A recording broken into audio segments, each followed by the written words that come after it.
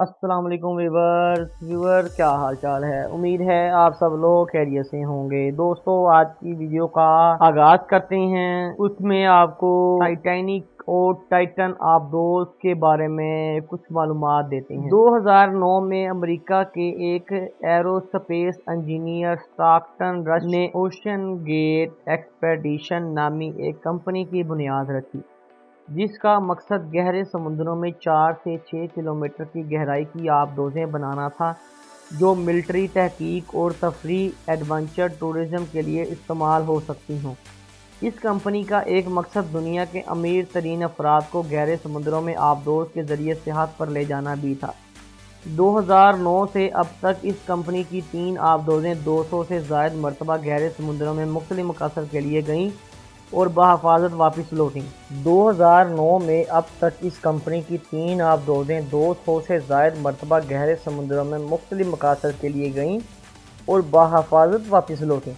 اس حوالے سے ایک اہم آبدوز جس کا چرچا آج کل دنیا بھر میں ہو رہا ہے وہ ٹائٹین تھی، جسے کمپنی کے مطابق زیر سمندر 4 کلومیٹر کی گہرائی تک جانے کے لیے بنایا گیا تھا۔ یہاں یہ بات یاد رکھیں کہ برج خلیفہ جو اس وقت دنیا کی سب سے اونچی عمارت ہے 1 کلومیٹر سے بھی کم اونچی ہے، جبکہ نانگا پربت کے بیس کیمپ کی اونچائی سطح سمندر سے تقریباً 4 کلومیٹر اوپر ہے۔ مگر سمندر کی اتنی گہرائی میں کون سیاحت کے لیے جائے گا اور وہاں کیا ہوگا؟ اس کا جواب ہے ٹائٹینک۔ جی ہاں، وہی ٹائٹینک جس پر مشہور زمانہ فلم بنی، جس کی شہرت کی وجہ اس میں موجود ایک سین ہے جس میں لیونارڈو ڈی کیپری اور کیٹ ونسلٹ ٹائٹینک کے عشرے پر ایک دوسرے سے جڑے سمندر کو باہیں کھول کر دیکھ رہے ہیں۔ آپ جس سین کا سوچ رہے تھے وہ بھی مشہور ہے۔ ویسے بتاتا چلوں کہ اس فلم کی ڈائریکٹر جیمز کیمرون فلم کی تیاری کے سلسلے میں 33 مرتبہ سمندر سے نیچے جا کر اس کا ملبہ دیکھ چکے ہیں۔ ٹائٹینک اپنے زمانے کا سب سے بڑا جہاز تھا اور یہ 1912 میں اپنے پہلے ہی سفر پر سمندر میں سودے کے ٹکرانے سے ڈوب گیا۔ اس جہاز کا ملبہ کینیڈا کے علاقے نیو فاؤنڈ لینڈ کے ساحلوں سے 700 کلومیٹر دور آج بھی بین الاقوامی سمندروں میں غرق ہے۔ اس ملبے کو 1985 میں دریافت کیا گیا۔ یہ ملبہ سمندر میں تقریباً 4 کلومیٹر نیچے موجود ہے۔ اس ملبے کو امیر سیاحوں کو دکھانے کے لیے اوشن گیٹ ایک آبدوز استعمال کرتی رہی جس کا نام ٹائٹن تھا۔ یہ آبدوز 2021 میں پہلی مرتبہ ٹائٹینک کے ملبے تک پہنچی۔ اس ٹرپ میں ایک آدمی کا ٹکٹ $2,50,000 تھا۔ $1 آج 288 روپے پر پھر رہا ہے۔ خیر دوسری مرتبہ یہ 2022 میں ٹائٹینک کے ملبے تک سیاحوں کو بحفاظت لے کر گئی اور اب تیسری مرتبہ 18 جون بروز اتوار کو یہ 5 سیاحوں کو سمندر میں غرق ٹائٹینک کا ملبہ دکھانے لے جا رہی تھی کہ اس کا رابطہ سمندر کی سطح پر موجود اپنی معاون کشتیوں سے سفر کے آغاز کے 1 گھنٹے اور 45 منٹ بعد منقطع ہو گیا، جس کے بعد پوری دنیا میں اس کی خبر پھیل گئی اور اس کی تلاش کے لیے کوششیں ہونے لگیں۔ یاد رہے کہ اس آبدوز پر 96 گھنٹے زندہ رہنے کے لیے آکسیجن موجود تھی، لہٰذا یہ امید تھی کہ اگر اس آبدوز کو کوئی حادثہ پیش نہیں آیا اور اس کا محض رابطہ منقطع ہوا ہے تو اسے بچایا جا سکتا ہے۔ ٹائٹن ہر پہلی مرتبہ جانے والے ایک جرمن سیاح آرتھو لوئل کہتے ہیں کہ یہ آبدوز مکمل طور پر محفوظ نہیں تھی۔ اپنے سفر کو یاد کرتے ہوئے وہ بتاتے ہیں کہ سفر کے دوران 1000 میٹر کے بعد آبدوز کی بیٹری سسٹم آبدوز بجلی سے چلتی تھی میں کچھ مسائل پیدا ہوئے، تاہم بالآخر یہ آبدوز ٹائٹینک کے ملبے تک پہنچنے میں کامیاب ہو گئی اور انہوں نے وہاں 3 گھنٹے اس کی واحد کھڑکی اور اس پر موجود کیمروں کی مدد سے ملبہ دیکھا اور پھر بحفاظت لوٹے۔ البتہ وہ یہ یاد کرتے ہیں کہ آبدوز میں درجہ حرارت کم و بیش 4 ڈگری سینٹی گریڈ تھا۔ یہ چھوٹی سی آبدوز تھی جس میں 4 سے 5 افراد ایک دوسرے سے جڑ کر ہی بیٹھ سکتے تھے۔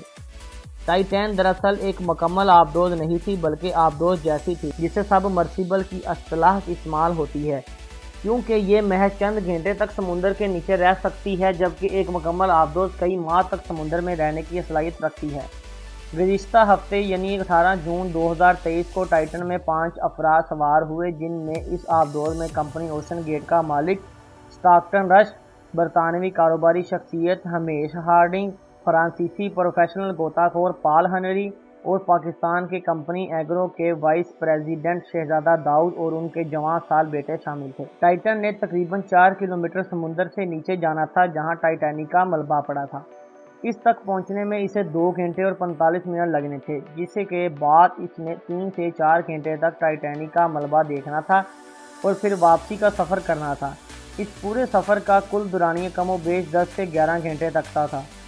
زمین کی سطح پر انسانوں پر کرہ ہوائی یعنی زمین کی فضا میں موجود گیسوں کا دباؤ ہوتا ہے جو ہر وقت ہم پر رہتا ہے۔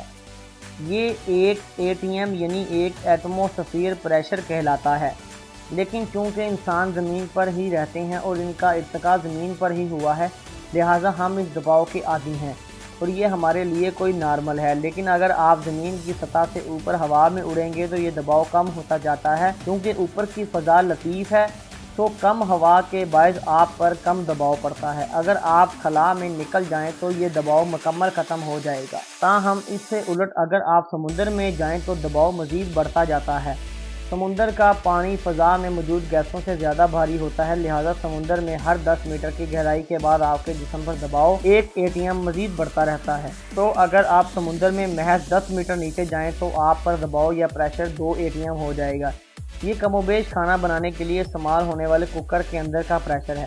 اگر آپ نے کبھی پریشر کوکر کو پھٹتا دیکھا ہو تو آپ کو اندازہ ہوگا یہ کس قدر زیادہ پریشر ہوتا ہے۔ تو اگر آپ سمندر میں 4 کلومیٹر نیچے جائیں تو آپ پر دباؤ زمین پر دباؤ کے مقابلے میں تقریباً 400 گنا زیادہ ہوگا یا پریشر کوکر کے دباؤ سے 200 گنا زیادہ۔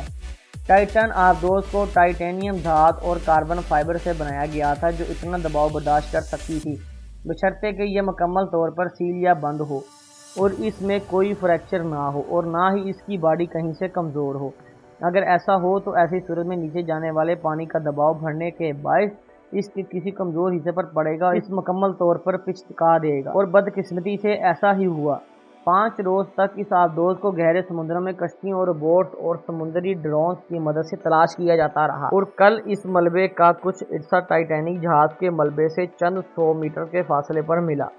اب تک کی اطلاعات کے مطابق اس آبدوز میں ممکنہ طور پر لیک یا فریکچر آیا جس کے باعث اس پر پانی کا دباؤ پڑا اور یہ باہر سے پڑنے والے اس شدید دباؤ سے چند ملی سیکنڈ میں ہی پچک گئی۔